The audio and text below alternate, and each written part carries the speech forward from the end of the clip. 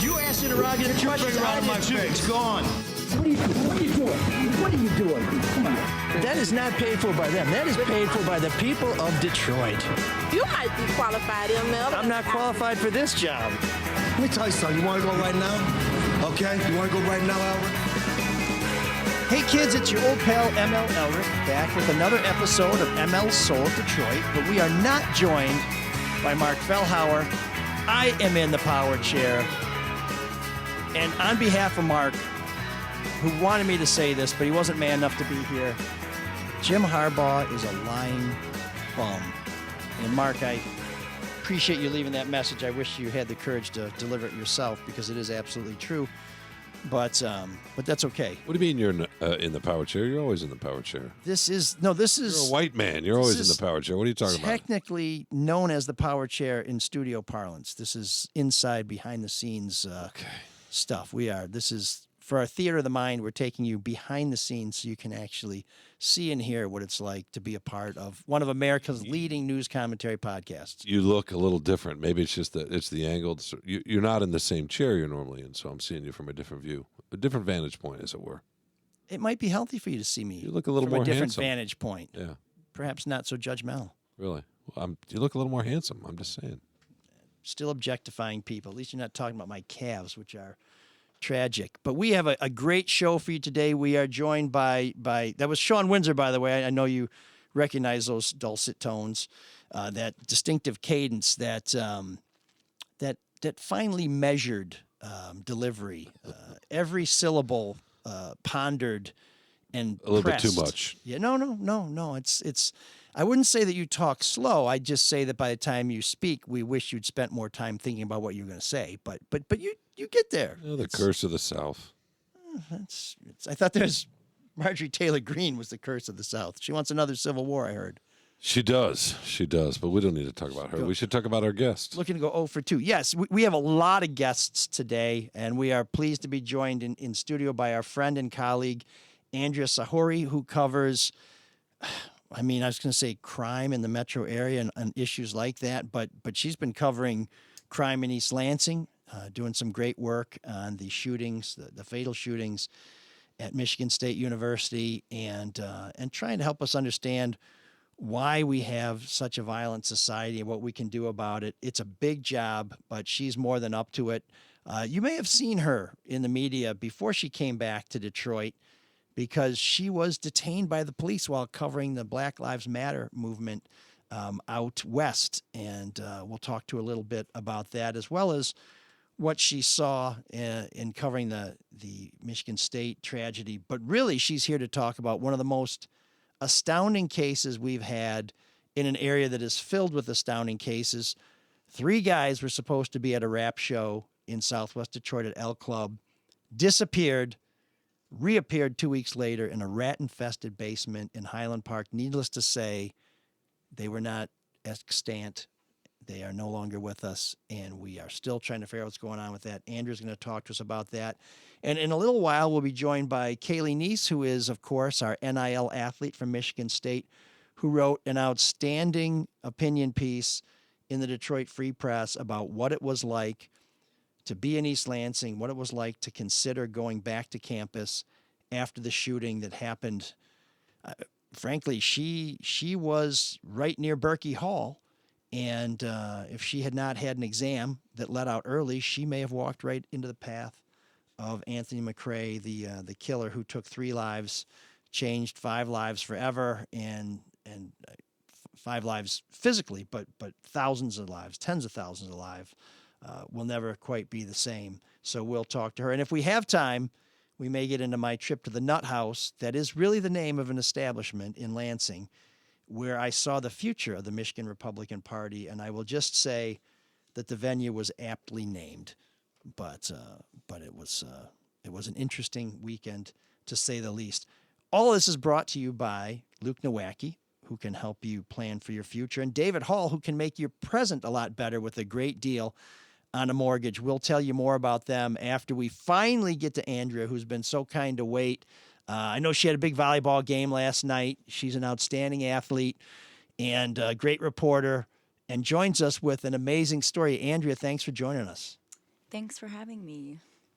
So tell us a little bit about this L Club gig that was, one of these guys is, it's kind of newsworthy in and of itself. He's a rapper from Oscoda, which is not what I consider to be a hotbed of dope rhymes, but maybe I just haven't been to the right places up north.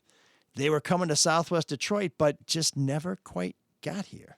Yeah, I was actually Lounge 31 on the east side Oh, that they were supposed to go to, I think, Gratiot and 7 miles. We don't have a normal research team this week. Yeah, we had to lay off our intern because it's sniffing glue. Yeah, well, at least 2 of them, reportedly there's 3 of them, but confirmed at least 2 of them had spent time in prison together. I know one of them, his rap alias is Marley Whoop. His real name is Armani Kelly. He's the one from Oscoda. He had just been paroled in July. And He was with B12 and Jugs. Yes, and These are great. I would have thought Armani would have been his performing name.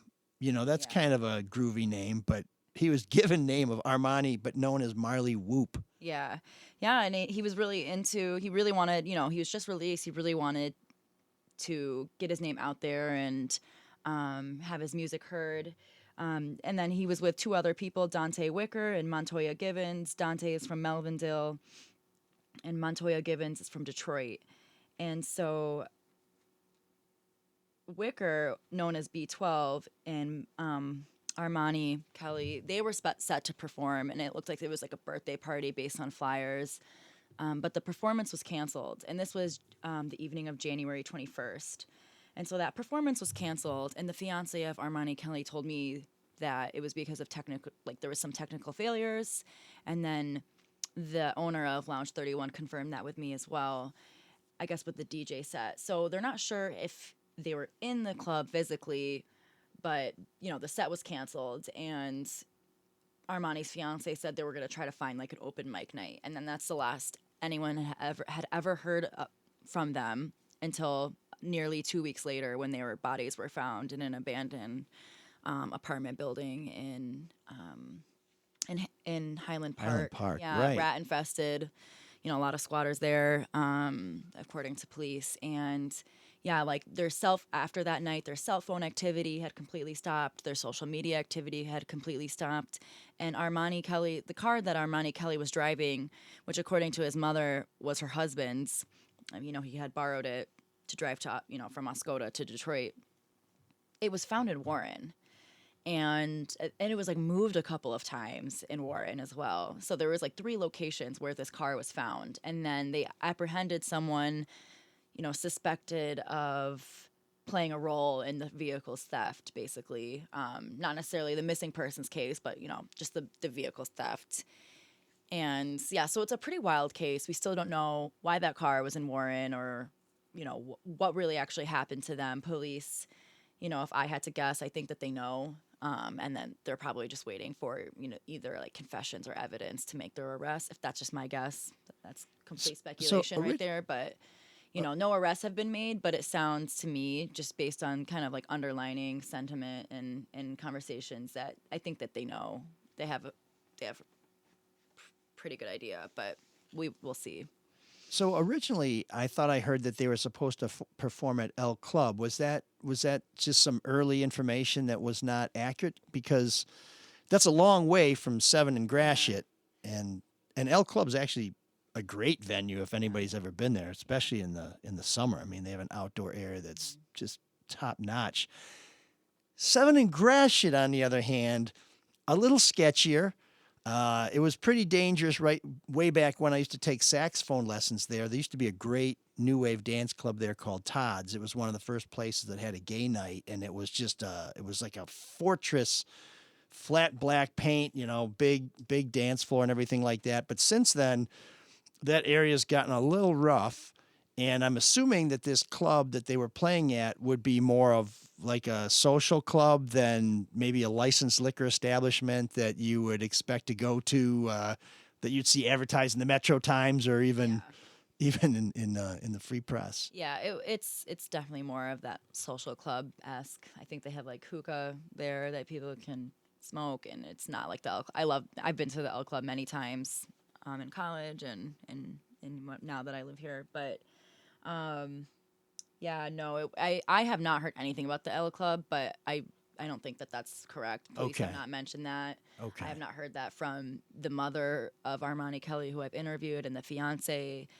They've all just mentioned Lounge 31. Okay. Yeah, because I'm not quite as old as Sean, but if you're playing at El Club, you're probably a band that has some sort of national profile. You're an up and coming band, but I've never heard of these guys before.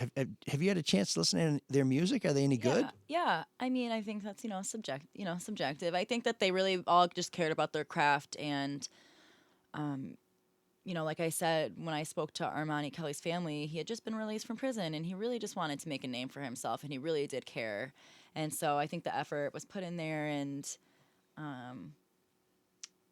it's just unfortunate. And do we know whether the birthday gig they were going to play was for a friend, or was this something where they were booked and people like, hey, guess who's playing at your party? It's like, okay, I guess we'll come out and see.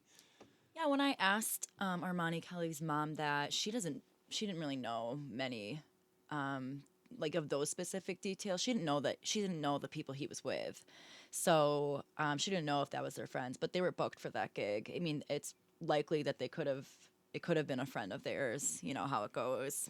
But did she know B12 and Jugs? She told me no. Okay, so all she knows is my son just got out of the joint. He wants to be a rapper. He's got a gig in Detroit with these other two cats, or at least one of them is a performer. The other guy may have just been a buddy.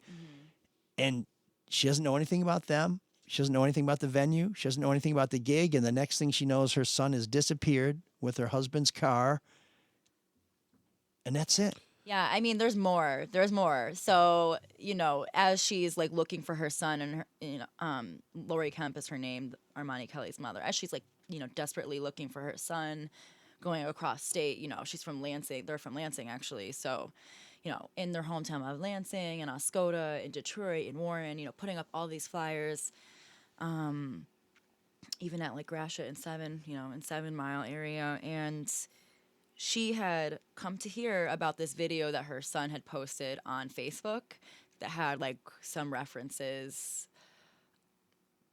some very subtle, not explicit references to like the Bloods. And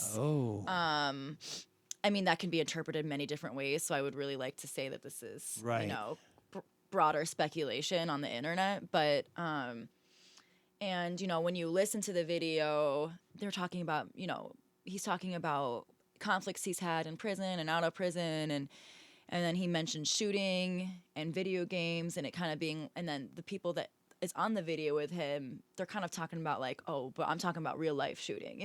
It's kind of like, oh, you real life? Like, yeah, I'm real life. Stuff like that where it Gotta get their props. It can kind of be construed as maybe, there is some beef between these two people. Again, like, this is all speculation. Police have said nothing about this, but that's just kind of where the internet is flocking to. And Lori Kemp, like the mother. So when I talked to her, when I interviewed her, it was the day before. I think the day before they found the bodies, or maybe like 2 days before they found the bodies. And she was like, "Oh, apparently I didn't even know this, but apparently my son was a gang member in prison, and I don't judge him because he did what he had to do to survive, but I didn't even know this." Again, I don't think she knows for certain. I reached out to the MDOC and hadn't had confirmation of any of this, so just want to clarify. But it's just I say it not to try to spread rumors, but to really just emphasize like how crazy this case has gone in like many different directions, basically. Was she the mom that found used the Yes. locating Yeah. system that was in the car? Did she know that immediately? And did she then turn that information over to the police to? Yeah. So when she reported her son missing, at the time it was hard for her because there was a lot of jurisdiction issues. Like she last saw her son in Oscoda, so she had to report it missing in Oscoda. But the car is found in Warren. But then they Right. went missing in Detroit. So for a few days, I mean, Detroit police had their first press conference, I think a week after she reported her son missing. So, it was a few days of, oh, this is not my jurisdiction. Like, oh, you have to, of kind of just trying to get them all aligned into this investigation to find these three men. And police themselves have said this is very irregular. This is very rare. Usually when adults go missing, they're alone and they're usually found safely. I'm thinking people with mental illness kind of like start wandering, and I see that a lot with press conferences.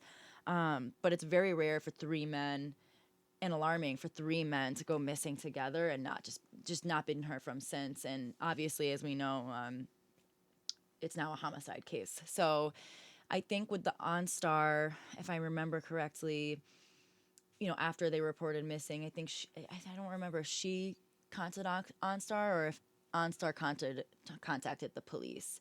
I think maybe a little bit of both. Like maybe she contacted OnStar and then after that, OnStar like notified police of, but I would have to like look in my notes, but I think it's yeah. Either way, like That was an interesting. Yeah, that was an Yeah. interesting detail in your reporting.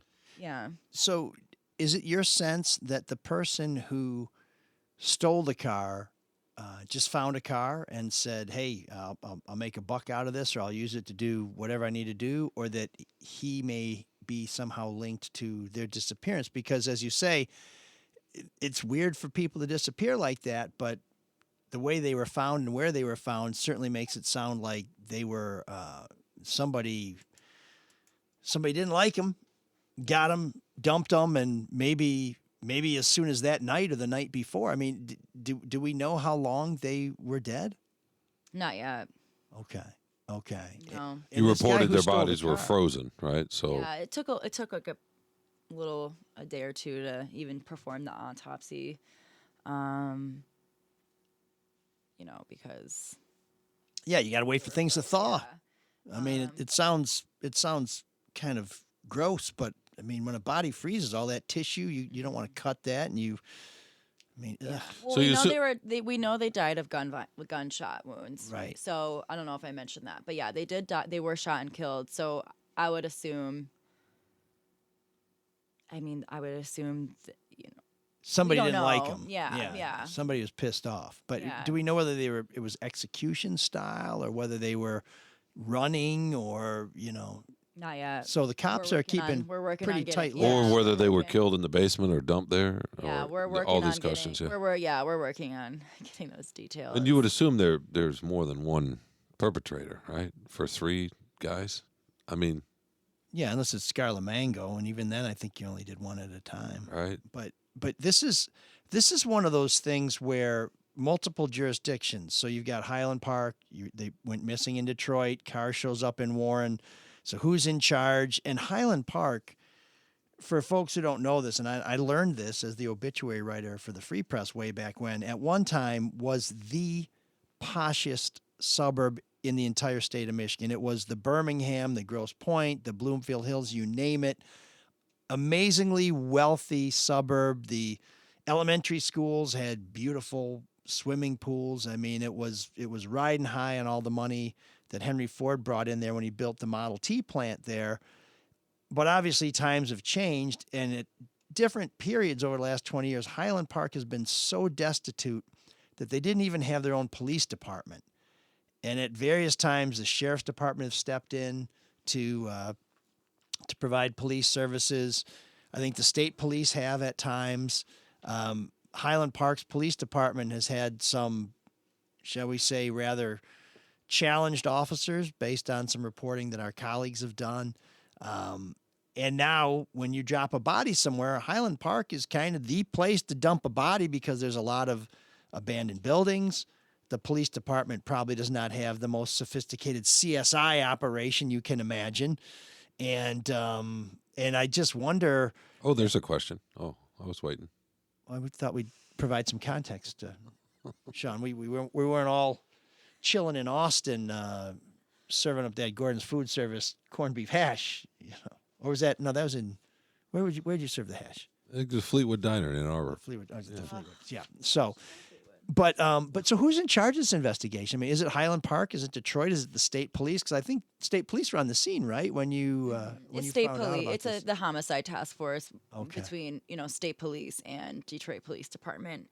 It was the Detroit Police Department who found the bodies. They were conducting the missing persons search. Okay. I think that they were finally able to obtain like specific data from their cell phones that like brought them to that location. And yeah, it was Detroit Police, and then like I said, homicide task force came along from MSP, and yeah, so that's been the point. The point people in the investigation has been Michigan State Police. And you think your reporter's instinct, your sixth sense tells you that they might know who's responsible? Yeah, that's my instinct, but nothing. There is no evidence out there to suggest that at this time, besides me knowing that they have updates that they're not ready to publicly release. That's what I was told. And so Okay. from when I hear that, I mean, okay, they're building their case, right? Like Sure. they know they have strong inclination. They may have some suspects, but if you start saying that publicly, like that could jeopardize everything, right? So that's when police tell me that, that's kind of what I've garnered is like they have some leads and they don't want to say anything publicly because that could jeopardize the investigation. So that's where my inkling comes from. So It's they- just them saying that they have no public update at this time. They could go on the lam, Sean, which is a term for skedaddle. Is They it? could flee, Thank you for that. could abscond. I appreciate that. Okay, I just wanted to. Any more? Any more? No, that's Synonyms? No. I was going backwards in the Do that. thesaurus. That's why I ended with abscond. It's Empty- in the A's. Empty that brain out. But So- sorry, I just want to say on the because I had such a long convoluted question. The guy who stole the car, do they think, or have they given any indication that he may or may not know more than he's telling? Or is he just some jerk who stole a car and Well, that's he that? wasn't apprehended for stealing the car. Apparently, this is reportedly like he allegedly told police that he was like told to move the car.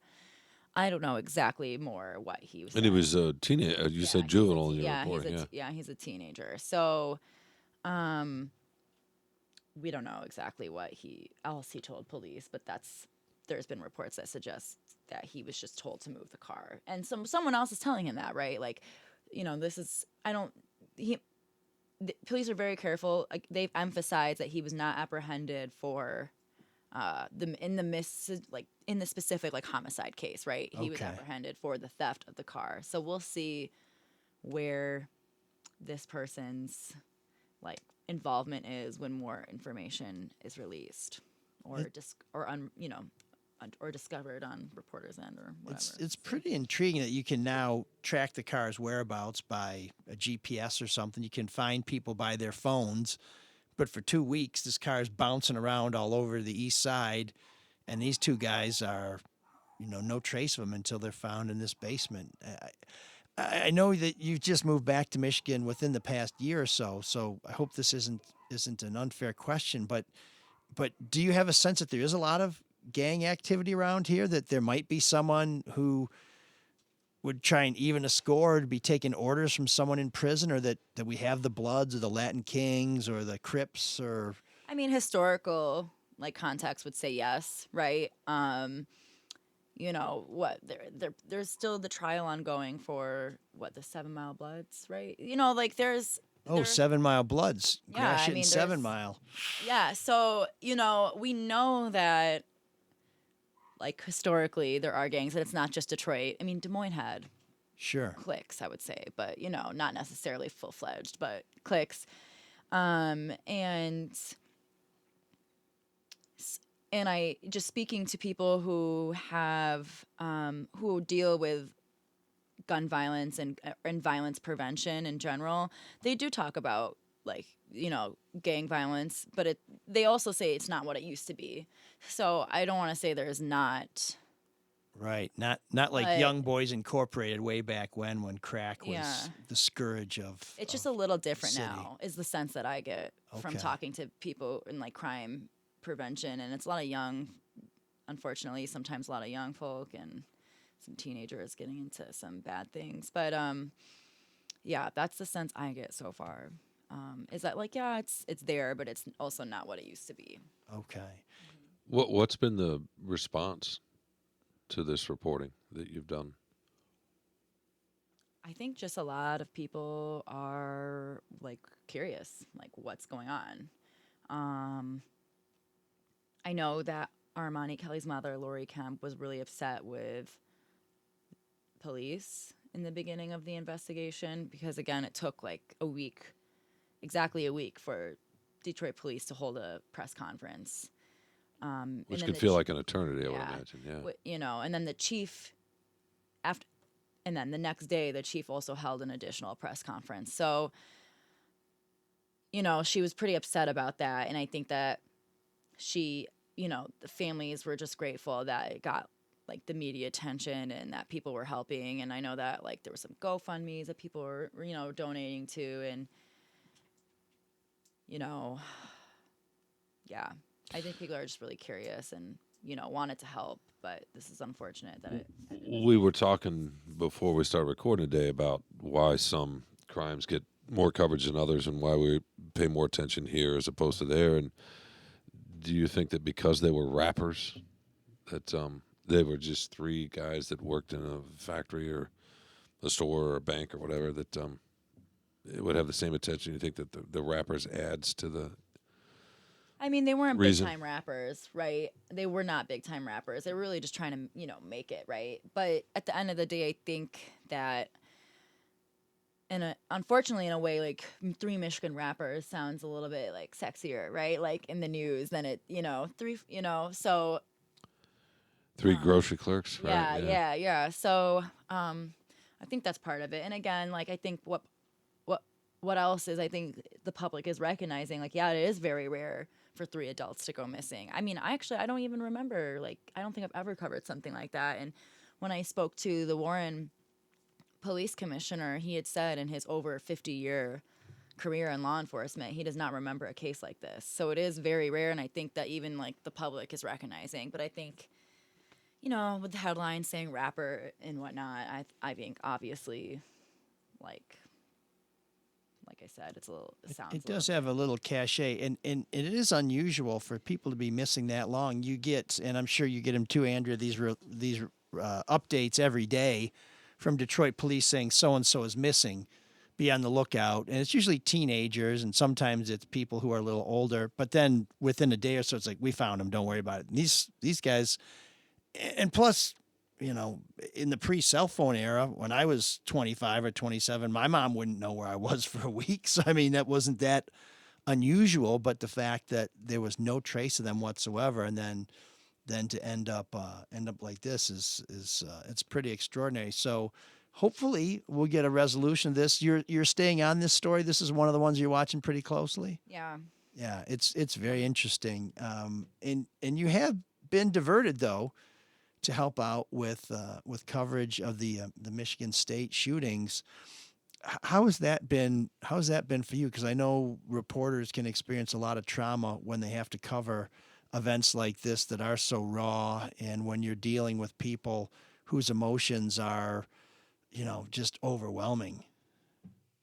Yeah, I think that's on point. Especially, in this beat, like criminal justice, I like see, unfortunately, like pain and horror and grieving and loss every day almost. So it can be a lot. And especially, and I think like mass shootings is like that times a million sometimes, because it's, the whole country's feeling it. And it's just kind of that sentiment, like, when will this end?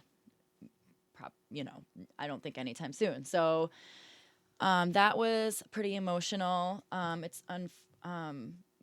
think as a reporter, it's always kind of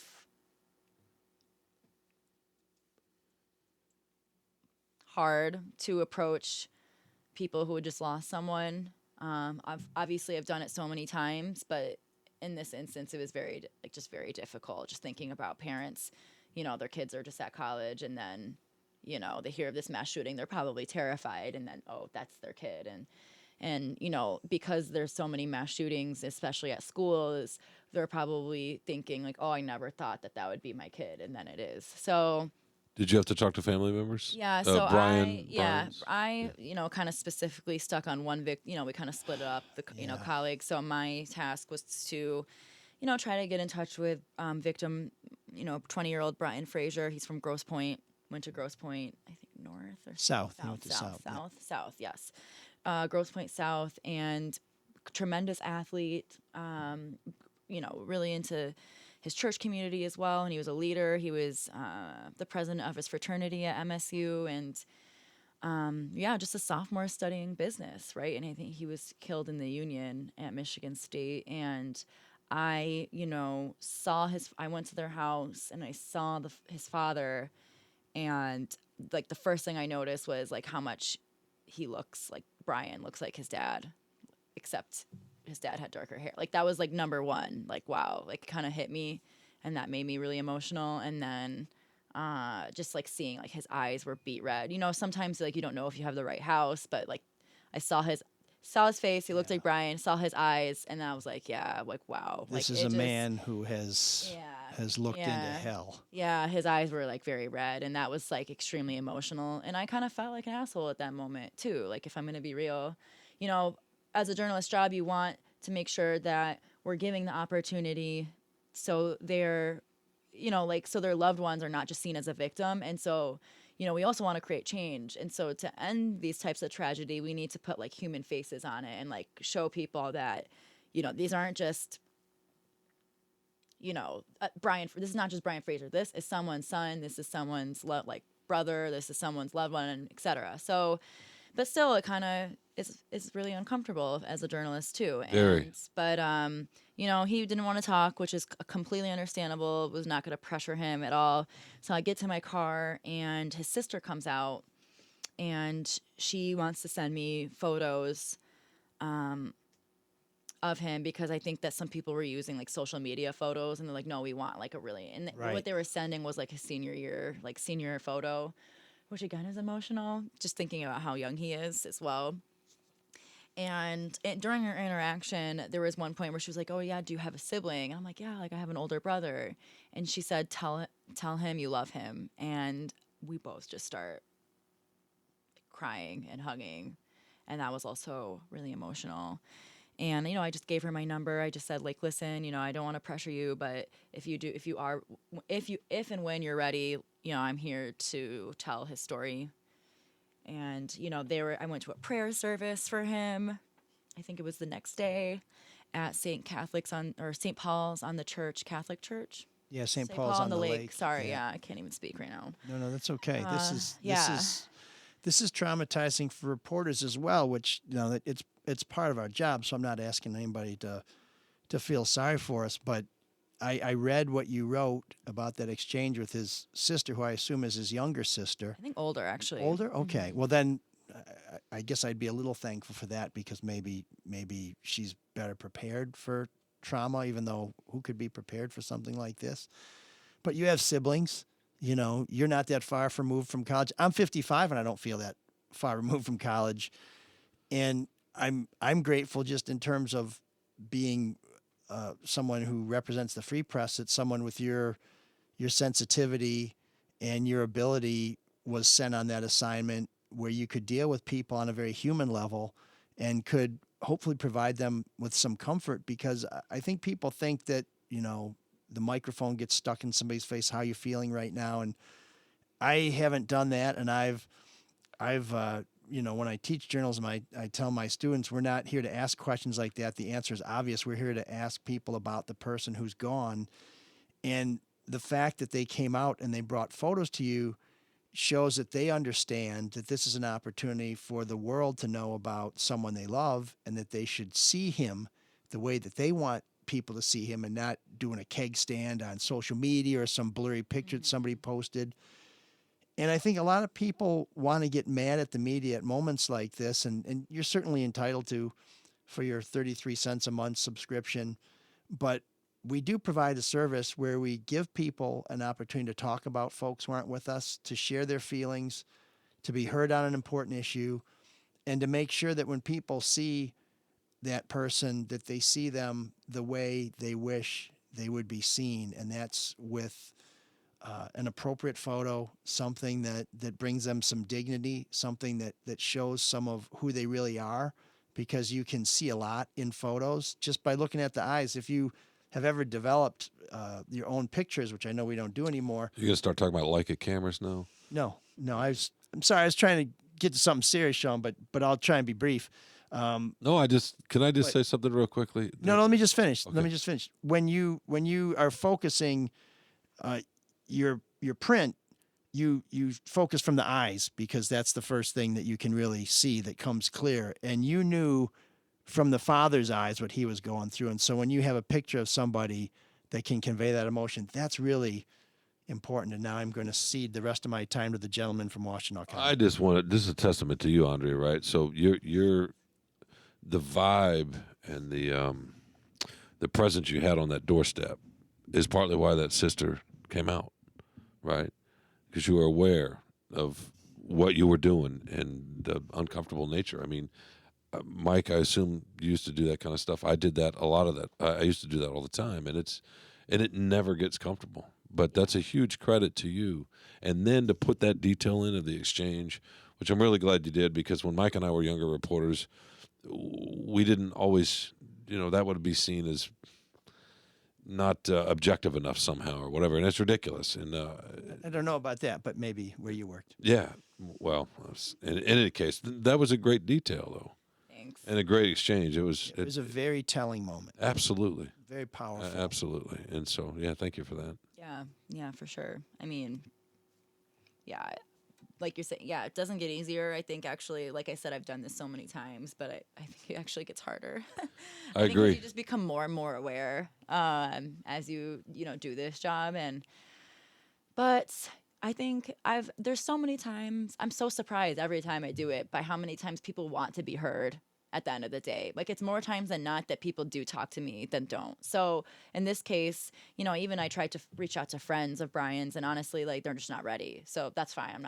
I'm never going to push someone, but that doesn't actually happen often. Like, yeah, it happens, but you just be so surprised by how many times people actually do want to talk. And I think that's why we do it at the end of the day, because we know that. And I think just giving someone the opportunity without being like pushy or disrespectful, and just being kind and considerate, I think that goes a long way.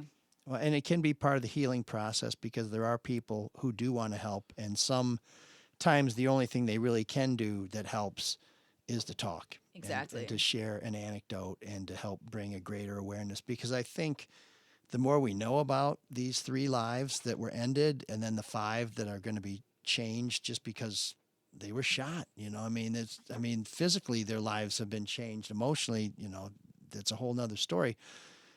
But the more we know about them and who they are, I think the more we're going to be outraged, and we're going to be able to muster the energy that we need to do something about this. And it's, we that's a whole nother subject we can talk about another time. But for folks who are just losing their minds, saying we have to enforce the laws that we have, and that if he'd been charged with everything that they could have charged him with and prosecuted him the first time he encountered cops, I just want to tell you folks, as someone who's covered cops off and on for 30 years, people with a clean record who are charged with a felony when they're arrested are almost never convicted of that felony. That's just not how the system works. So if you're troubled by what happened, if you want to see something done to help make this less common, we're going to have to come up with something better than let's just enforce the laws that we've got, because the fact of the matter is the laws that we got aren't good enough. And there are other places where there are people in Michigan who want to do this too, where they want to have no cause concealed, where you don't have to have a permit, you don't have to have nothing. That ain't going to fix it either, folks. A classroom full of students on a Monday night throwing shots at some joker who comes through the door. Let me tell you something, the body count would have been to the roof. But that's, again, we can get into that another time. We do have Kaylee's joined us, so we want to get to her in just a minute. But Andrea, thanks for coming on. Thanks for telling us a fascinating tale about these rappers who disappeared. Hopefully we'll get a resolution to that soon. And thanks for telling us about, how you approached a very sensitive subject, and thanks for doing it like I'm tempted to say like a professional, but I really mean like a human, because that's part of what being a professional is just being an authentic, real, living, breathing person. Yeah, So, I couldn't agree more. so thank you. Thank you so much for having me. So that's Andrea Sahori, our colleague at the Detroit Free Press. You'll see her byline there. We encourage you to look for her work. You can look for my work if you got some time left and you stumble across Sean's work. We apologize in advance for that, but we are selling subscriptions for 33 cents a month. It's 99 cents for 3 months. I think it's $12 for a year or something like that. That's pretty tough to beat, but please support. Please support our journalism because it allows us to have reporters who can tell stories like this and to get to the bottom of things. And as you can tell, Andrew's a real addition to the Free Press. It's going to help us. Well, I think we're going to earn that 33 cents. Don't you think, Sean? You think so? I just said I did, and I gave you an opportunity to weigh in. No. I just was shocked at the opportunity. I didn't know what to do with it. So, yeah. Apparently. So now let's go to somebody who knows exactly what to do with an opportunity. Our NIL-sponsored athlete, a outstanding high school journalism student at Lake Orion, now a fantastic communicator and I would say 5-tool player at Michigan State. Callie, thanks for coming on. I know we got you by Zoom because you just got out of class, but you had an opportunity to share your thoughts about what happened on Monday in the Free Press. And if anybody could have said it better, I haven't met him yet. That was just a tremendous job. Thank you. I worked really hard on it. It was definitely a very hard piece to write. I didn't really know if it was the best thing to do at the time, but I'm glad that I got my thoughts down on paper and could just, it was a little therapeutic at the end of the day. Well, tell me a little bit about what you were thinking when we reached out to you and said, "Hey, do you want to say something about this?" Because I know there are a lot of people who have been going to campus, who've been going to memorial services. You guys started class again on Monday, and there are other people who are just like, "I'm not ready. I this is too raw. I can't face this yet." Well, I know a lot of people are really upset with the media right now because it kind of feels like our school is a big photo shoot for people. And for a lot of us, it's like hitting really close to home. We've had friends that were stuck on campus. Our friends are hurt. Like, there's just a lot going on here. And the only reason that I wanted to say something is because I am a journalist and I've been doing this for so long, and I wanted someone to say something, and I knew it was going to be hard for some of my classmates, even like my roommates or my friends. Like, a lot of my friends still haven't on campus yet because they're just too scared of it all. So I knew that it was something that it's my job. I've been covering the shooting since it happened. I knew it was something that I needed to do. So after you left your class, you went home, didn't know what was going on, went to Target, found out what was going on, got those 3 words that too many kids are getting and too many parents are seeing: run, fight, hide. And you wrote, "When we left the store, campus was closed off as police searched for the attacker. We couldn't get back home. I am so blessed that we were able to escape to a family friend's house in Waverly, Michigan, a 20-minute drive that felt like hours. My friends, my Michigan State family, were stuck on campus, barricading themselves in study rooms, worrying they would be next. When we got home on Tuesday, I locked myself in my living room with some of the people I love the most. We simply sat in silence. We tried watching movies to calm our nerves, but every time someone walked past the window, we jumped. My friend would ask if I was okay, and I nodded because words seemed too hard. I didn't believe I was okay, but I didn't know how to feel." I mean, that's a powerful testimony, and that's just a sample of this heartfelt, this raw, and this outstanding account of what it was like to be at a place where you thought you were safe. Class came on Monday, and I know that you were wondering whether you would be ready to go back to class. What was that like, and how do you feel now? So one of my classes did get moved to Zoom, and we did nothing in class. It was 15 minutes long, and my professor just came on to say, like, we're not having any assignments due this week. We're just gonna meet, talk a little bit about what's been going on. We decided that we're gonna go back in person next week for that class. We're doing like a Zoom meeting on Wednesday, and it's gonna be a tiny little lecture. And then my second class on Monday, the one that I was in, was supposed to be in when the shooting happened. I ended up not going to. I have a group chat with like 12 people in that class, and not a single one of them said they were going. And there was no way I was going to be able to walk back in that classroom and sit through a 3 hour lecture about journalism law with no support system. So no one went to class on Monday.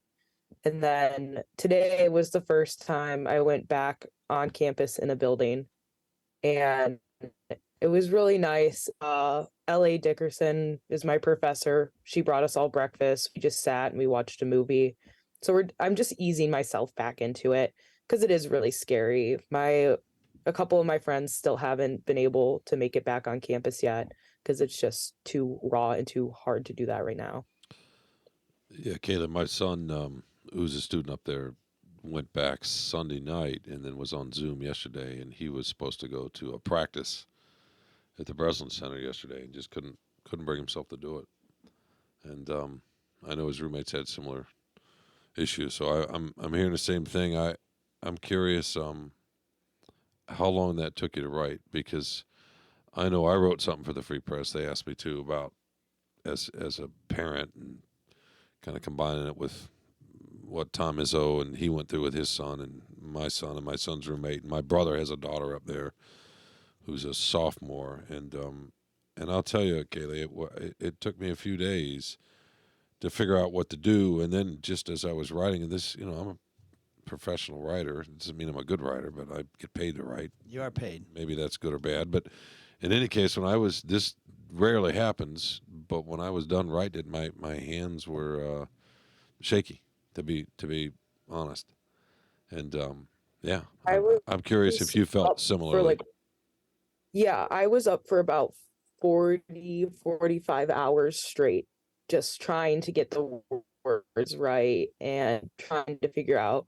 I didn't want to offend anyone. I didn't want people to think I was looking for attention. It was really more so just, this is what I experienced. And if someone else is experiencing similar feelings, I want them to know that it's okay and it's valid. And so I was just constantly writing and rewriting and writing and rewriting and just trying to make it perfect. I think I was up till like 7 in the morning before I finally sent it in. And then I tried to fall asleep and just like take a nap, and I couldn't do it. And I was just writing and writing and writing. But it took me probably like, well, I don't know, like 12 or 13 hours just writing to get that out. And I mean, I was taking breaks and like walking away. I had my roommates like read it because I didn't want to upset anyone basically. And it was just really hard to like, especially so soon after everything happened, it was just hard to like get everything in that column that I wanted to say. And how did you feel when it ran, and you saw it? It was very surreal because as like a student journalist, my dream is to get something published by like a notable newspaper, and like it was a very exciting moment for me, but it was also a very sad moment because I never wanted to write about a school shooting, especially one that me and my friends were a part of. And I don't know, I'm still very like, did I do the right thing by writing this? I hope some people are finding some clarity in everything when they read my column, but I'm still just very on edge about everything. I just want to please everyone, and I have to know like I can't please everyone. I don't know if you guys read some of the comments on the Free Press, but some of them weren't the nicest, some of them were great, and it's just a little bit hard for me to comprehend like that some people aren't happy with what I wrote. So I probably should have said this to you before, but I never read the comments. I don't either. I understand why you did, though, right? Well, so I don't read them anymore because I used to read them. So Callie's having that experience right now. But if you've listened to this show before, you've heard Callie on the air, and you know that she's a bright, confident person. She didn't come to the Free Press with this column. The Free Press came to her because talent doesn't need to invite people to the table. The table comes to the talent, and that's what we did in asking her to share her thoughts.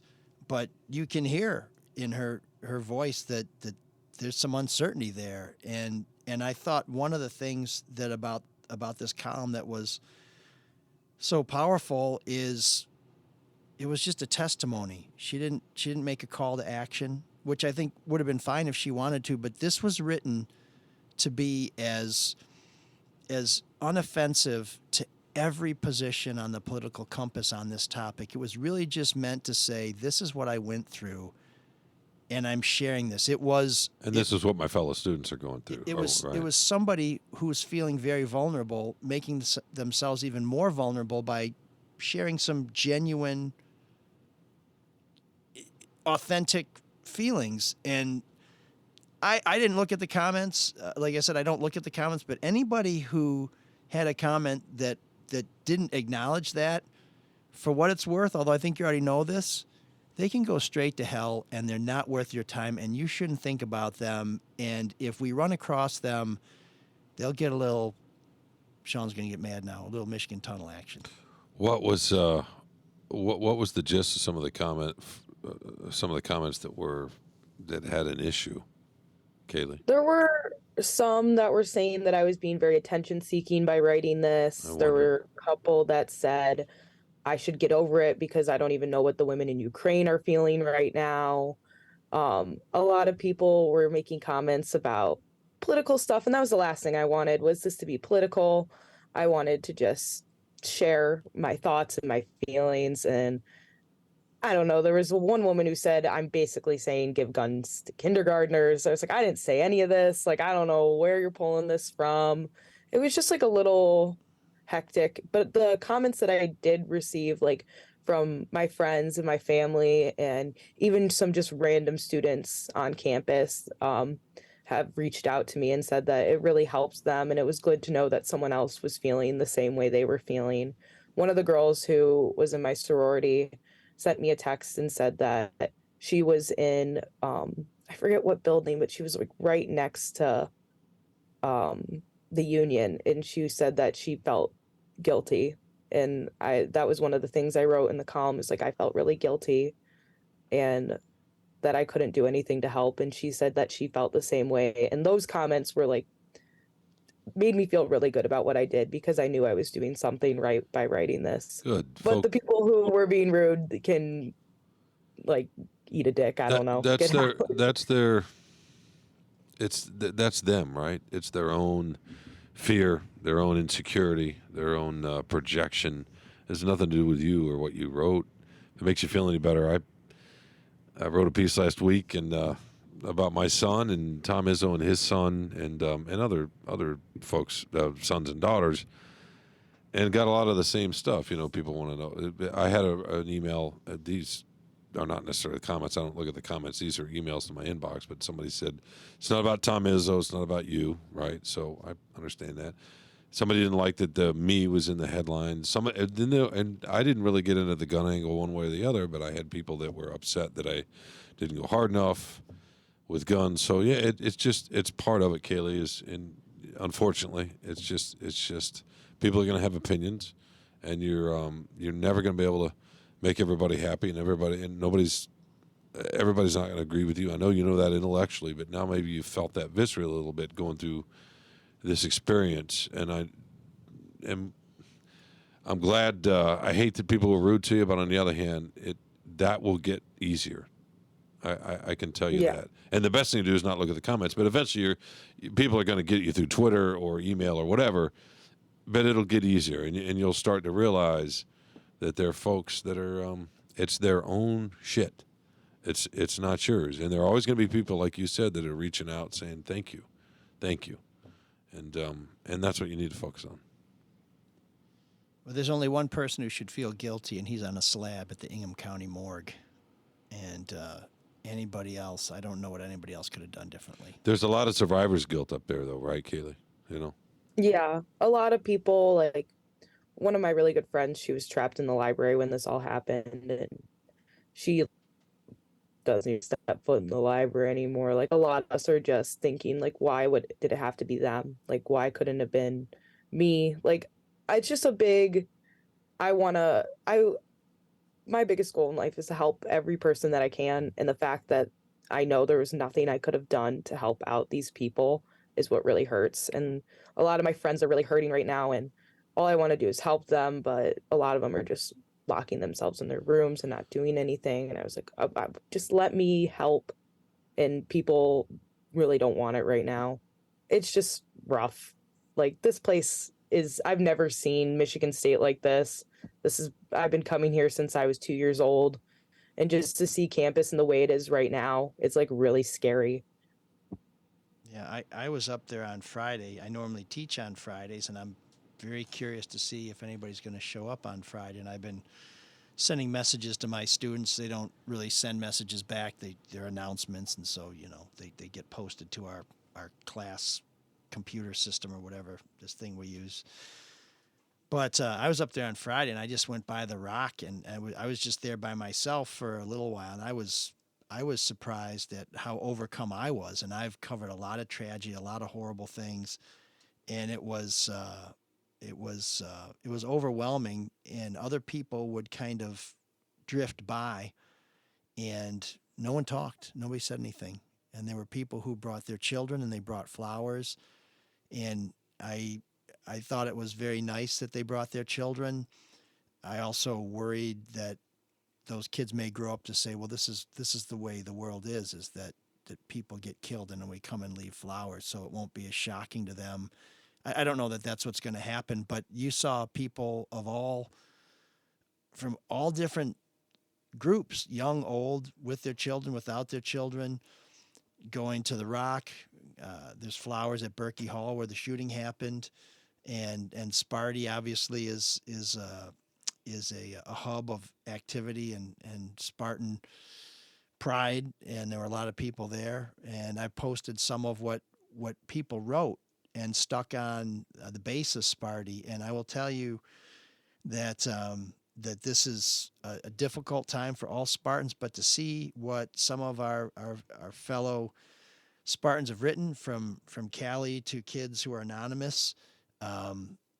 There's a lot of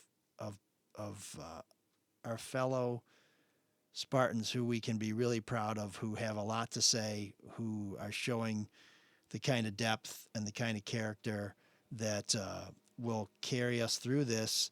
But yeah, it is a very uncertain and difficult time, and we really appreciate you sharing those words. Again, we came to her.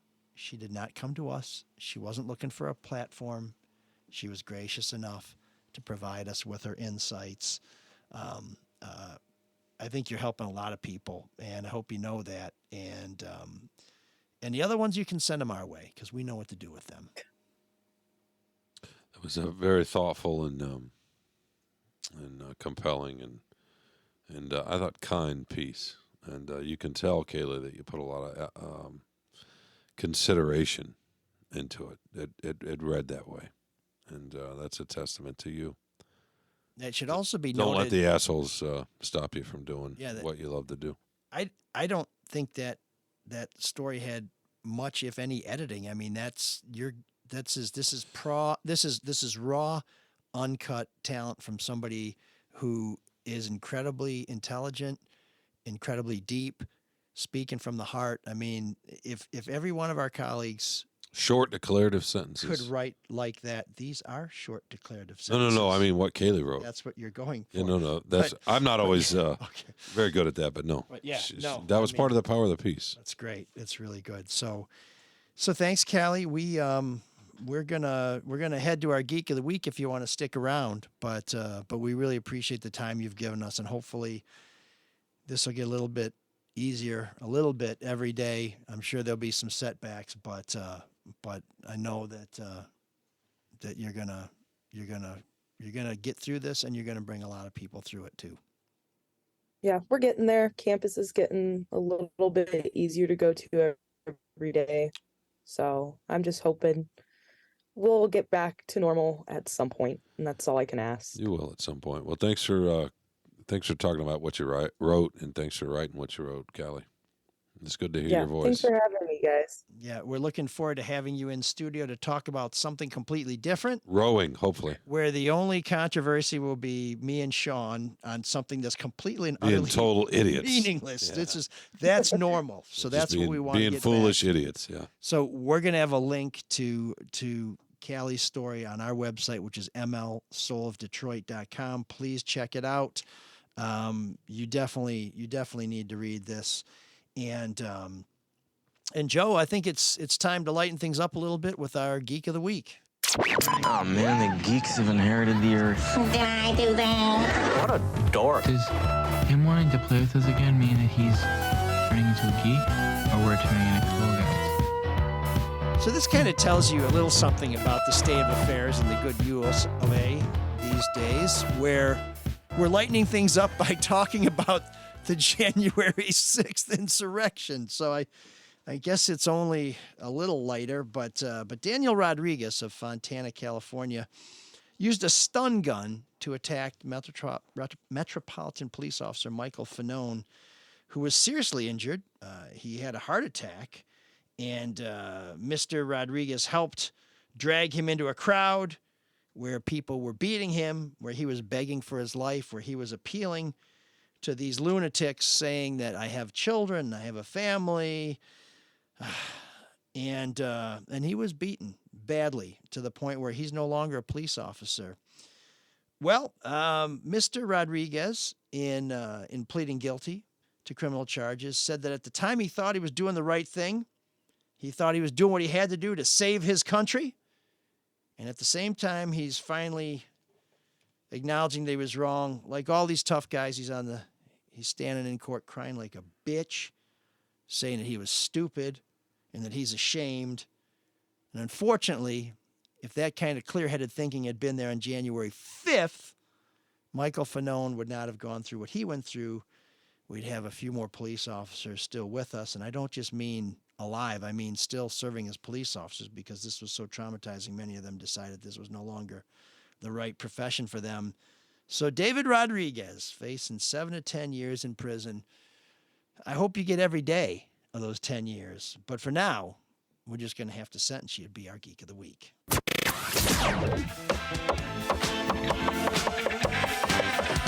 again! There's an all-night party in room 7609.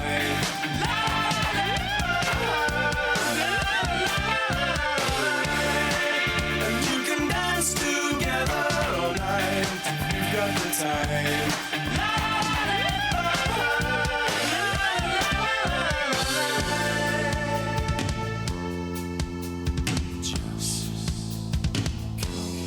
So for Black History Month, we're trying to highlight some bands that are prominently featuring black musicians, black lead singers.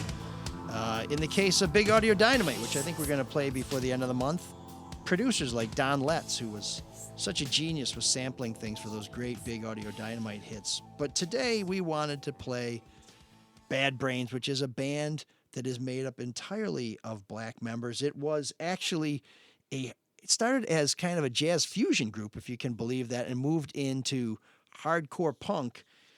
But the band evolved, and as bands often do, it had different moments, different moods. And there was a period where they kind of had a little bit of a new wave flavor. So we are very happy to bring to you the Bad Brains with Sacred Love.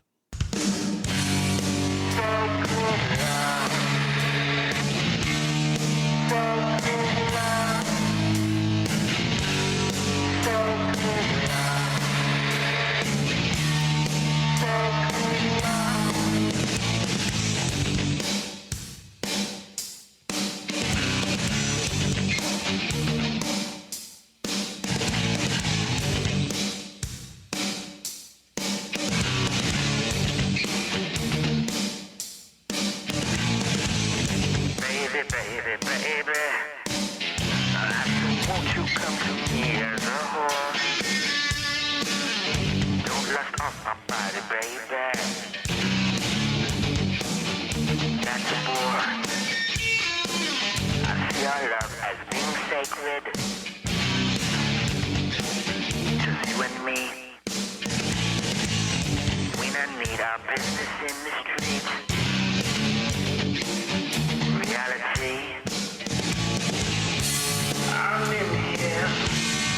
out there.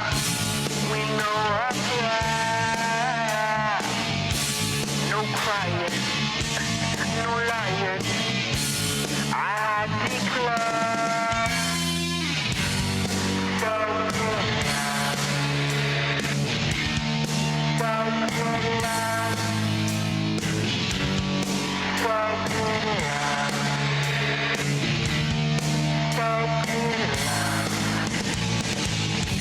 Maybe that will bless us to see one tomorrow. Is it from you every Tuesday? Right on time. A picture of you came through in the mail. No, you're not far. You got me hanging on a miracle. Spiritually, I'm in here. You're out there. We know what's right. No crying, no lying. I have declared.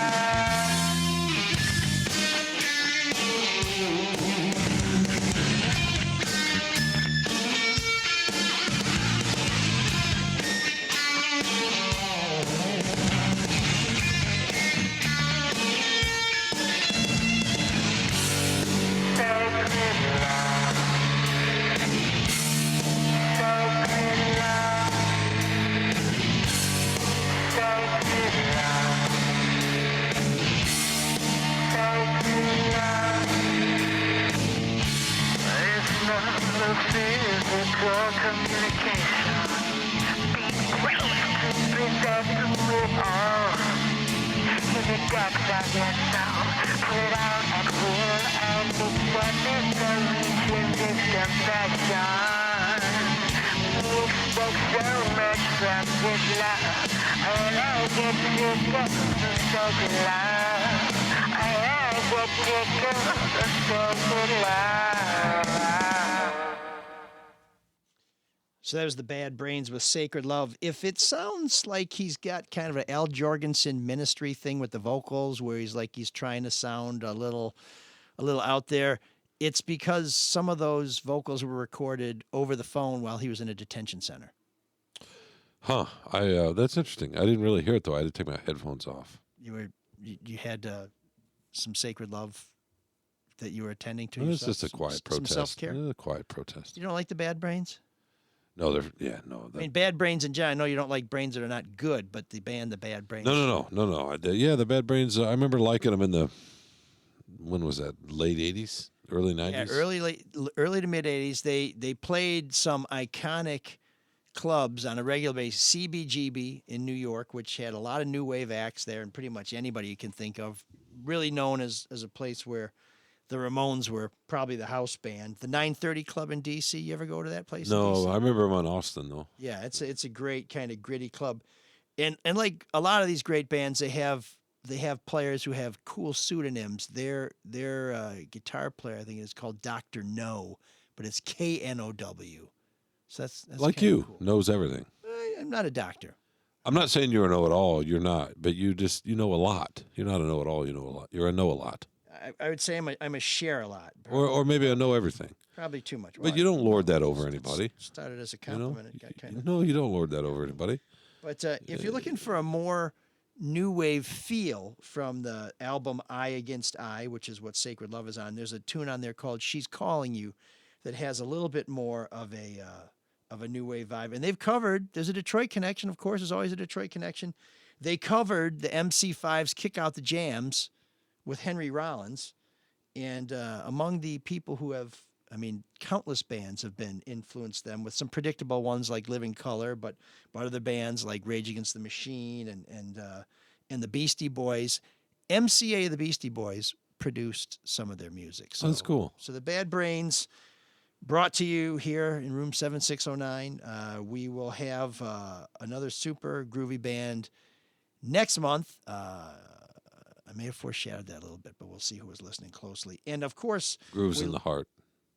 That's Delight. I know. Yeah, but well, like I said, I foreshadowed for people who are listening closely. Well, you said groove. Yeah. Super groovy, so I was thinking of Groove in the Heart. You said MC5, I'm thinking Stooges. I'm seeing on TV there's a dog, so I want to hear I Want to Be Your Dog next week. How about that? Yes, for Black History Month, I think Iggy Pop, perhaps the whitest man in the world, is who we should play. No, he had some soul, but that's not the point. He's the point translucent. is, the point is, next week will it be March yet or no? It'll still be February. Still be February. Okay. Still February. So we will have another great tune for you, and of course, we love to get your suggestions. Please send them to us at mlsoulofdetroit@gmail.com. We have a lot of backlog suggestions we will be getting to, so please stick with us. And now we want to thank the other people who make this show possible. We forgot to tell you a little bit more about our good friend, Luke Nowacki. If you're facing a big financial decision, such as purchasing a new home, a new car, maybe even something cosmetic, it's important to know how this decision could affect your current and future financial goals. Luke Nowacki and his team at Pinnacle Wealth Strategies can help you plan for all your financial goals both today and into the future. Call Luke today at 248-663-4748 for a complimentary consultation to see if your plan aligns with your goals. And I'm going to do it a cappella. Securities and investment advisory services offered through Royal Alliance Associates, Inc., member FINR SIPC. Royal Alliance Associates, Inc. is separately owned, and other entities and or marketing names, products, or services referenced here are independent of Royal Alliance Associates, Inc. That's easier than I thought it was going to be. You did a great job with that. And we also want to tell you about Hall Financial. They are great partners if you're trying to close a deal, if you're trying to refinance your house, if you're trying to come up with the dough to buy your first house. Mortgage interest rates are the lowest they've been in over 5 months, and the majority of Hall Financial clients are locking in rates in the fives. Use the equity in your home to put yourself in a better financial situation. It's the most affordable way to eliminate debt. A free 5-minute mortgage review with Hall Financial is all it takes to see how much money you've gained in home equity. The majority of Hall Financial loans close in 2 weeks or less, meaning you can get your money faster. Whether you're looking to purchase a new home or refinance your current home, you need to call Hall Financial first at 866-CALL-HALL. That's 866-CALL-HALL. Or chat with them online at callhallfirst.com. And you know how the Irish would say that, Sean? 866-CALL-HALL. Nice. Yeah, that's how they do it. That's what they Nice. do it over there. And we will have a link to their websites on our website, which is mlsoulofdetroit.com. We encourage you, when you do business with someone you hear about on the show, to let them know that you know about them because of us. Seems reasonable. Very reasonable. And we all want to thank our other sponsors. These are the people who have been kind enough to send us some money to underwrite the show. Of course, our good friends at the Butchery, great place to go for meats, treats, and eats, sent us a kind donation that said, hey, thanks for that shameless plug back at Thanksgiving when Mark yelled at you, ML. Keep up the good work. Well, Dave, you know I'll never bow to pressure. So thank you very much. And Anthony sent us a donation that says, I might remind Sean's kids, oh boy, this is going to be a problem, that all guests of Soul of Detroit receive a case of Altus.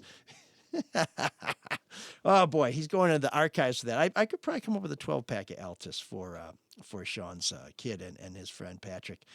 He also says, I'm glad they're okay. I must have seen 6 or 7 social media posts from friends who knew at least one of the victims. It's sickening but more enraging to know that presently nobody will do anything to even reduce the likelihood of the next one. So vote, people! Identify the buttholes that only want thoughts and prayers or take money from gun lobbyists, etc., and vote their asses out. That's what Anthony says. Although I have to tell you, I did like Callie's advice for those folks. Eat a dick. Now, why can't we get stuff like that on our editorial page? You think so? That's 3 words that say it all. It did, yeah. For sure. Sean, what have you got for feedback for us? Well, we've got somebody. Can we say his full name? Just his first name? Just use his first name. Mike. Let's call. Could be a nom de Let's guerre, call him too. Mike. Yeah, it Or could nom be. de plume. It could be Okay. Mike. Oh, maybe Michael. I mean, I could call him ML. Little Mickey. But then we're assuming there's an L in there somewhere too. The Mixter. The Mixter. How about that? I Yeah, like sure. the Mixter. Okay, let's go with that. Mikaruski. Oh, McNasty. Oh, that's even better. McTastic. Mike. McLovin. Oh. Okay, let's get to it. okay, Come on. let's go. This is a short one, and we've just made it long. Where's Mr. Mark when we need him? Mr. Mike says we need to make the punishment fit the crime. And Magic he Mike. capitalizes crime. We have a lot of gun laws for law-abiding citizens, and the laws that we have for the criminals with guns, they get freaking slaps on the wrist. They don't get any kind of consequences. Quit freaking handling these people that want to kill people with kid gloves. Bring back the freaking death penalty. But we don't want to do that. We just want to make it harder for law-abiding citizens to get their guns. Okay. Yeah. Got nothing wrong with law-abiding citizens having their guns. Let's just make sure that we get them in the right hands and keep them out of the wrong hands. Alexis says, "Dear Mike," not the Mike we just heard from. I think she's referring to me. "On your last episode, you disclosed your family's in the market for a new vehicle. If you're looking for a cozy cruiser, I highly recommend the 2005 Lincoln Navigator. It really pops in the vivid red metallic color. Warm regards, Kwame." So I guess Alexis is perhaps the correspondence secretary for our former mayor. Okay. We love it when you rate the show. Please listen and give us a rating. If it's 1, that's fine. I mean, we prefer to get a 5, but somewhere in between would be great. You can rate us on pretty much any service that you listen to us on.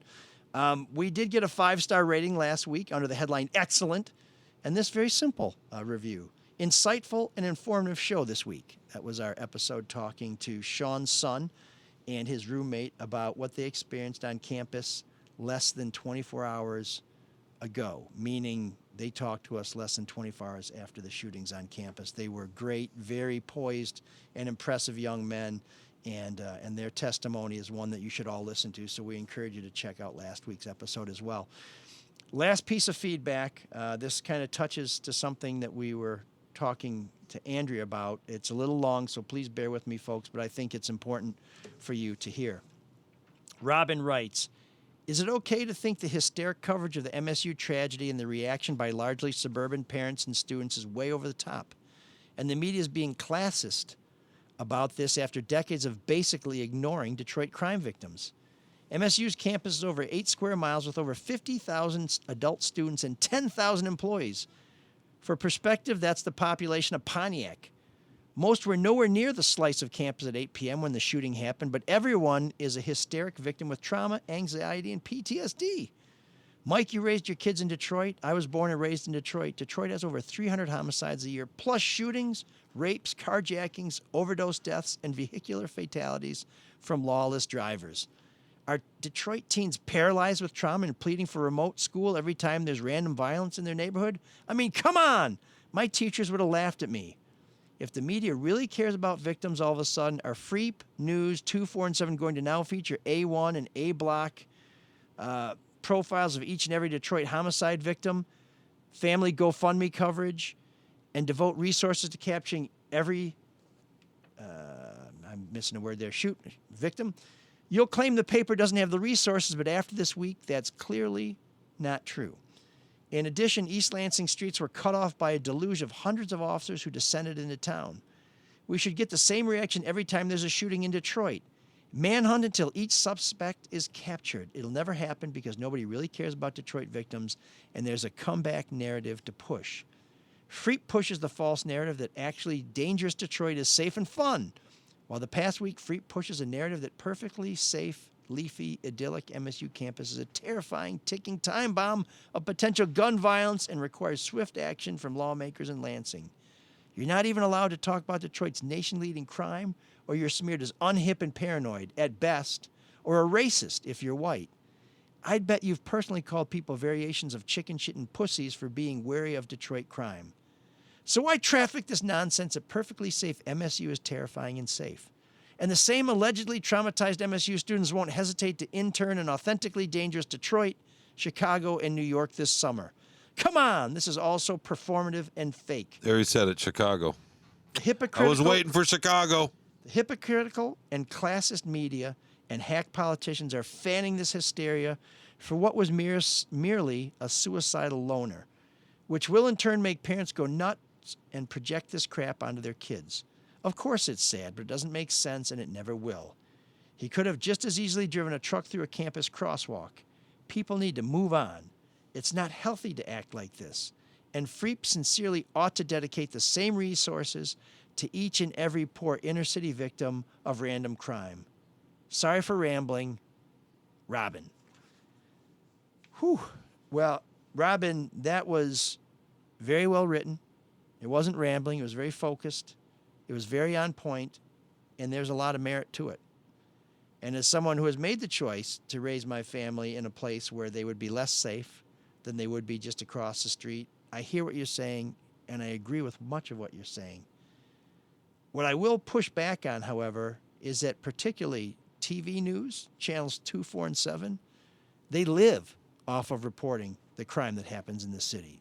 The flashing red lights and blue lights that you see on every nightly newscast do tend to cover the carnage that we have on our streets. They do a better job than most print organizations at helping you count the bodies as they pile up.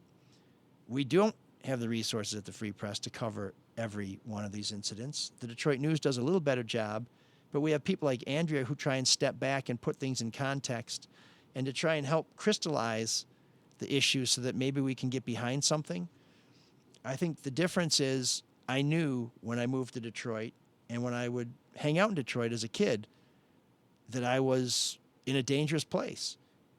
When we send our kids to college campuses, we tend to think that we're sending them away from that. We tend to think that they're in a safe place. And I know for myself, I often thought, just let my girls get to be 18, let them grow up to be an adult, and I can send them somewhere safer. I just want to get them through their adolescence, and they'll go someplace safer. And I always thought that that would be Michigan State. And it turns out that it's just as prone to this sort of thing as other places, which is shocking, which is terrifying. But to dismiss this guy, Anthony McRae, as a suicidal loner, is a mistake. He's someone who needed help, who didn't get the help, who didn't need a gun, who got a gun, and he was homicidal before he was suicidal. So let's not forget that. But Robin, you raise a good point. More kids die in a weekly basis than died on that one night in East Lansing. And we need to be as cognizant about that. We need to be as concerned about that. And I will tell you, when I was running for Detroit City Council, it's one of the reasons why one of the main parts of my agenda was more and better cops and opportunity for kids and families so that we can get people into something better. It's why I've been a coach in Detroit. It's why I volunteer a lot and raise a lot of money for good things in Detroit, because we've got to stop this senseless violence throughout our country, but we can't forget that there's a problem at home that we have to address. I would, here's what I would add quickly to that. I mean, Robin's right. There's more coverage, but it's not classist to me, because these mass shootings are all over the country and they happen at all levels. I mean, there's a shooting at a Walmart. There's a shooting at a movie theater. There's a shooting at churches, a black church, a white church. It's indiscriminate in that way. So I don't think it's classist at all. The difference is it's human nature.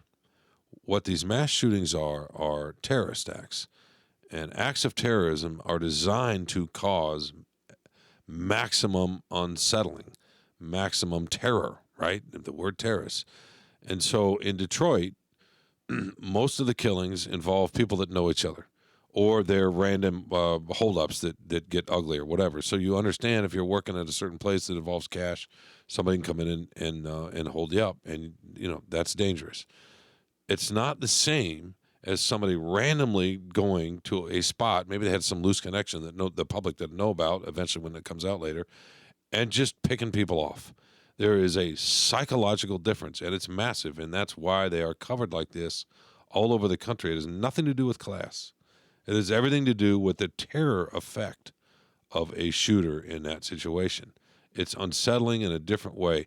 People think, well, I can avoid, whether it's by geography or by choices you make with drug use or any kind of illegal, whatever. You can sort of try to stay away from some of that. But you can't with any of this other stuff. And the percentages, yes, are not the same in terms of the number of deaths. But the overall effect of the last 15 years of this, 20 years of this, has put it at this spot.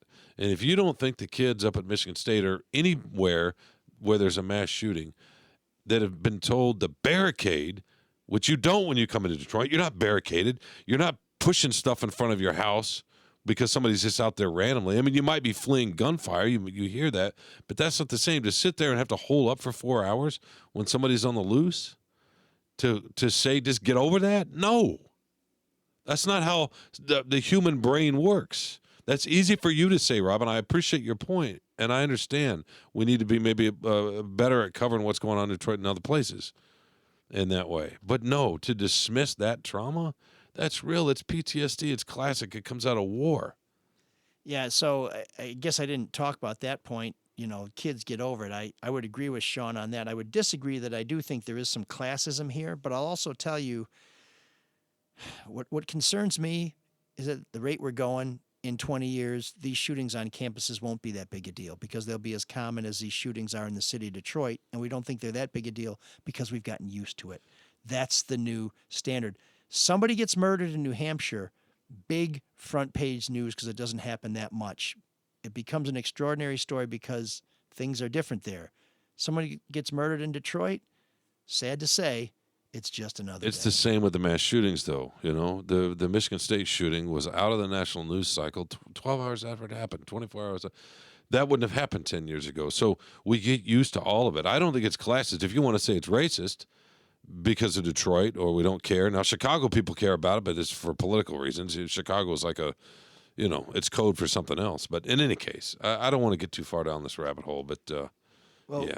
We need to get out of here shortly so that Drew and Mike can take over. Thanks, Robin. Very thoughtful note. A lot to talk about, and we'll keep talking about these issues. We hope that you'll stick with us, regardless of your point on the political compass, because I think we need to hear each other. And if we kind of come together, maybe we will move forward together. Briefly, I was at the Republican State Convention on Friday night and on Saturday, and the Republican Party chose an election denier who raised no money whatsoever for her campaign, or I should say no significant amount of money, and she's now in charge of bringing Republicans together, raising a ton of money, but most of the convention was about how we don't trust other Republicans. It was a truly extraordinary scene. It was an amazing thing to witness. Please don't mistake that I'm saying that people who were there were nuts. There was a meeting the night before at a bar called the Nuthouse, and it was Mike Lindell, the My Pillow guy who maybe is nuts, was there. Carrie Lake, who thinks that she was elected governor of Arizona despite every evidence to the contrary, was supposed to be there and didn't show up. She might be nuts. But there are a lot of very sincere people who want to see the Republican Party get back on track. And I think that what happened there has many of them concerned about where the party's headed. You can read more about that at the Free Press. I'll have a link to my column on our website, mlsoulofdetroit.com. And Sean was in Ann Arbor for the Michigan State basketball. They wrapped up the selection of the Republican Party chairwoman, Christina Caramo, just before tip-off in Ann Arbor. What was it like to be in that building? I mean, Wolverine fans were wearing green, which is really saying something because that rivalry has become so rancorous. Yeah, it wasn't just that they were wearing green. They were wearing maize T-shirts with Michigan basketball supports Michigan State. The student section held up a 10-row by 5-row banner that said Spartan Strong. The lighting, there was a moment of silence held, and the lighting from the rafters was green, so it kind of pooled out over the arena. It looked Spartan. It was a Spartan green, and the arena was still and quiet. And then the Michigan Pep Band came in and played Michigan State's Shadows, alma mater, which is whatever else you say, it sort of fit that moment. It's a slower. It's very somber. Yeah, but also, yeah, there's some heart to it too. In any case. That was lovely. The Michigan State took the court at first. They weren't booed. I don't expect that to last forever, but there was sort of polite applause. It wasn't, thunderous applause. And then the game itself was played in this. The vibe was just like, yeah, we want to beat each other, but we don't need to. We don't need to kill each other and hate each other. I mean, we can, root for the other's demise in the field of play because that's what a rivalry is. But I'd never felt anything like that before in that rivalry. And then the game was great. Both teams played It was as close well the as whole they way. as well, and it was fun to watch. There was a level of offensive execution we'd only see from these teams. It was thrilling in a lot of ways. It was they kind of played their best for stretches, their best ball. Michigan looked as good as they have in a while. I thought State looked really good for. Malik Hall in the first half, fantastic. Yeah, Second that's half, the best he'd looked in 2 months, and he had a little bit more bounce. In any case, so I just think those teams rose to that moment, to that environment, and it was as heartwarming and compelling a sporting event as I've seen in a while, under the circumstances. Well, the handshake line at the end, did it seem like a typical handshake line, or was there a little different vibe? No, yeah, Juwan Howard and Tom Izzo, shared that maybe held on to their handshake a little bit longer than normal, but there was Players, what were the players like? They were good. Yeah. I mean, they were respectful, and Michigan, of course, was happy they won, but yeah, it was really something. Well, you can read Sean's coverage of the game and some of the other things he's written about the past week, taking him away from sports, but bringing him into another arena, a little more serious arena. We will make those available at our website. Mark will be back next week. We'll be back next week. I believe we're going to be joined with former Detroit Police Chief James Craig, to talk about the state of the Republican Party, to talk about his experiences as a black police officer in Detroit and throughout the country, and just to tell us some pretty cool stories about the many things he's seen on a job, one of the toughest jobs anybody's ever asked to do. So until next week, we ask you to check out our website, check out our back episodes, and Sean has... Just wanted to thank Robin again for taking the time to write, and her good salient points. We can agree on some and disagree on others, but thank you for writing. Yeah, no, it was very sincere. It was very respectful. It was very on point. She talked about something that we were debating here before the show with Andrea's. When do we start writing about the deaths elsewhere without making it seem like we're saying we're moving on? I think it's coming soon. It's an important, good point. Important question. So thanks again to Andrea Sahori for joining us. Watch her work in the Free Press, and Colleen Anise, just the greatest kid. We've known her for a long time, and we hope that she and all her friends and classmates can get back to as close to normal as we're going to get anytime soon. And of course, we're most appreciative of you listening and giving us your feedback. So please keep it coming, good or bad. We want to hear it all. And until next week, Cyrus, take us out. Can you dig that? Can you dig it? Can you dig it? I'm a success. Success is nothing without someone you love to share it with. Fame will bring heartbreak and tragedy, but won't stop the pursuit of her dream. ML Elridge Is the soul of Detroit.